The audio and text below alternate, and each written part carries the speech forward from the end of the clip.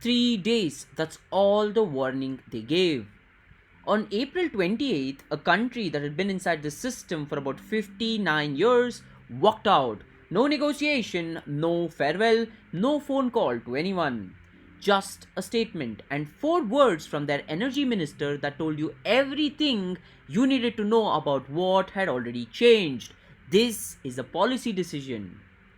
To understand what just happened, you need to understand what OPEC actually is. Not the textbook version, the real version.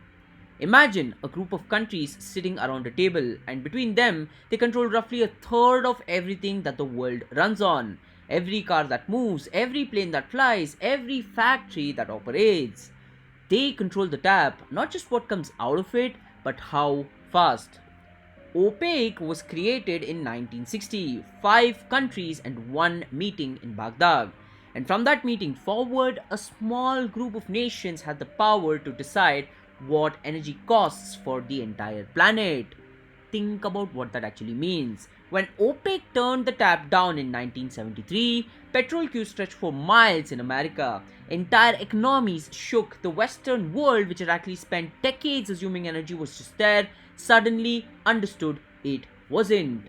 That somewhere far away, men in rooms were deciding how much it costs. Every time you fill up a car and felt the price, somewhere in that number was a decision made in a room you've never heard of.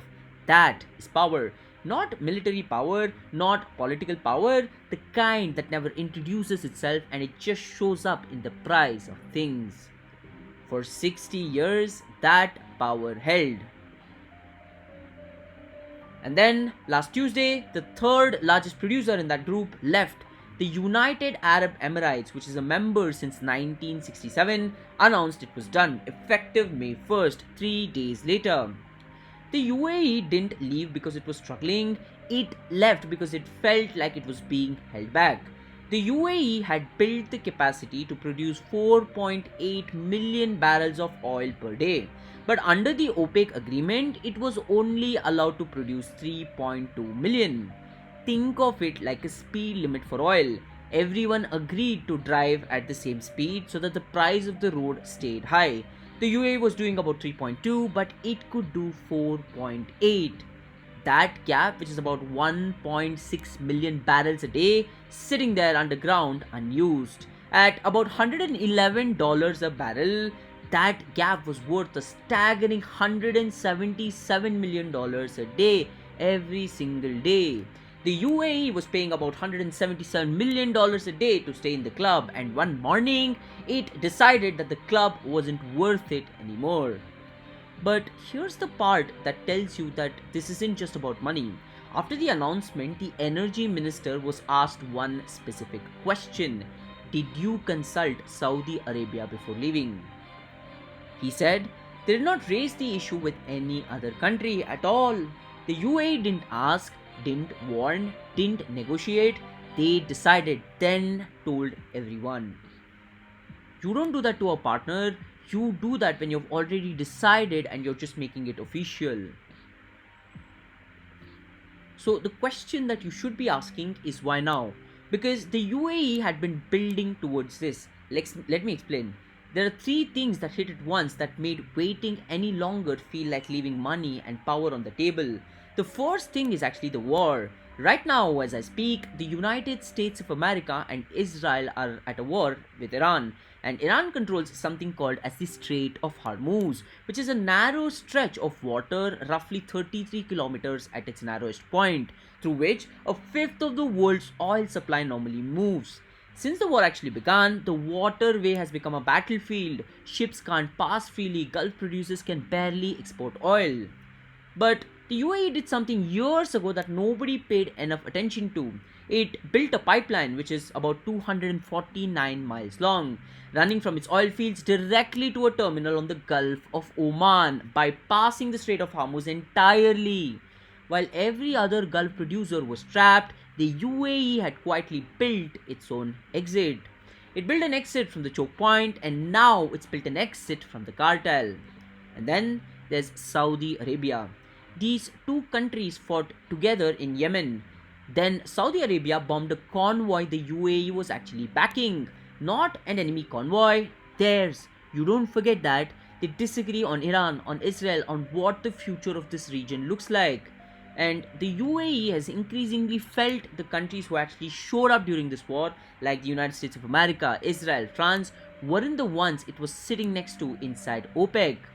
The third thing actually goes deeper. In 2020, the UAE did something no Arab Gulf state had ever done. It officially recognized Israel with ceremonies, with handshakes publicly. And by doing so, it opened a direct channel to Washington that bypassed every traditional Arab alliance structure. The UAE had been quietly building a different world for itself, its own pipeline, its own alliances, its own foreign policy. The OPEC exit isn't a surprise, it's the final sentence of paragraph that's been writing itself for 6 long years. The numbers aren't the story is what the numbers are saying to everyone who's actually watching. The UAE isn't leaving because it's angry at OPEC, it's leaving because it thinks OPEC is dying and it wants to sell as much as oil possible before the world stops needing oil. That's the calculation. Here's what most people don't realize. Oil demand isn't going to grow forever and any further. Electrical cars, solar, wind, efficiency, the curve is already bending and everyone in this industry can clearly see it. Saudi Arabia's strategy has always been keep production low, keep prices high, extract maximum value from every barrel as long as possible. The UAE has made a completely different bet or an argument, which is produce as much as possible, as fast as possible, while the market still wants it. Two countries sitting next to each other on a map with completely opposite versions of what the future looks like. You cannot run a cartel when your two biggest members disagree on the fundamental question of whether the product you're selling has a future. And then there's what this does to Saudi Arabia. Saudi Arabia's power inside OPEC came from one thing, the ability to speak for a unified bloc or an alliance. When Riyadh said we are cutting production, it spoke for a group. The group held, the world adjusted. The UAE just announced without warning, without consultation, that that group doesn't hold anymore. That is the real damage, not the barrel, the signal. The third layer is actually quieter, but it might be the most consequential. The UAE is planning to flood the market with more oil. Trump has been saying for months that the oil prices are too high. He accused OPEC of inflating prices. He linked American military support to Gulf oil pricing. 3 weeks after his visit to Abu Dhabi, the UAE announced it's leaving OPEC and increasing production. You could call that timing or you could call it a receipt. Either which ways, the UAE just delivered exactly what Washington wanted. More supply, less coordination, downward pressure on prices. That is a transaction. Now think about who else is watching, because the UAE didn't just leave, it proved something. It proved that you can leave OPEC and still not collapse. Spare capacity is what gives a cartel its muscles, the ability to flood the market if someone breaks ranks. Without the threat, you're a club with no leverage. The UAE just removes its spare capacity from the group and every other OPEC member who's actually watching with the production above its quota.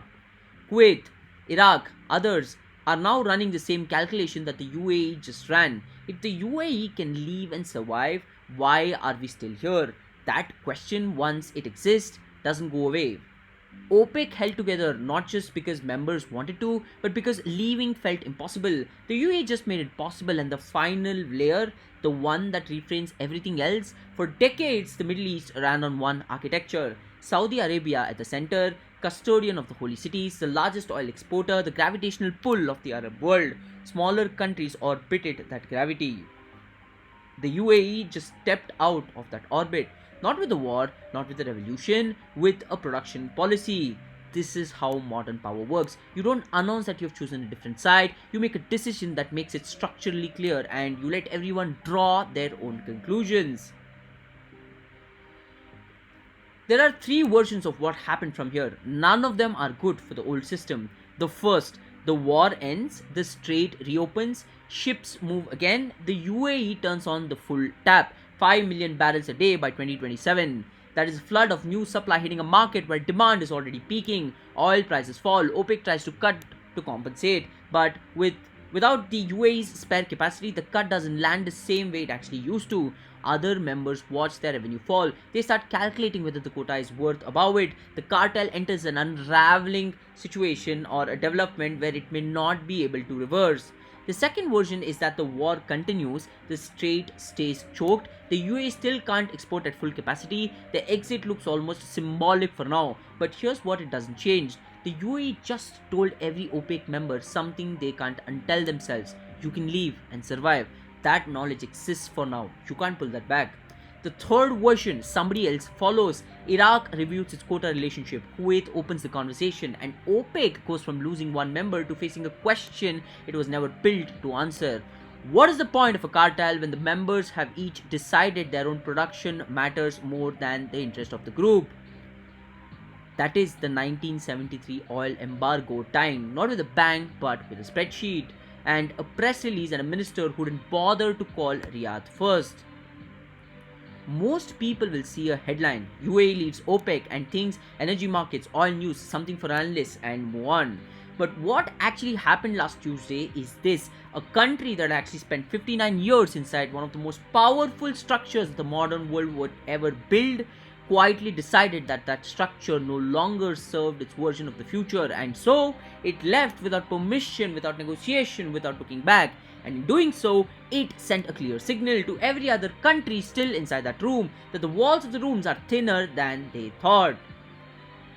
Not breaking all at once, cracking quietly.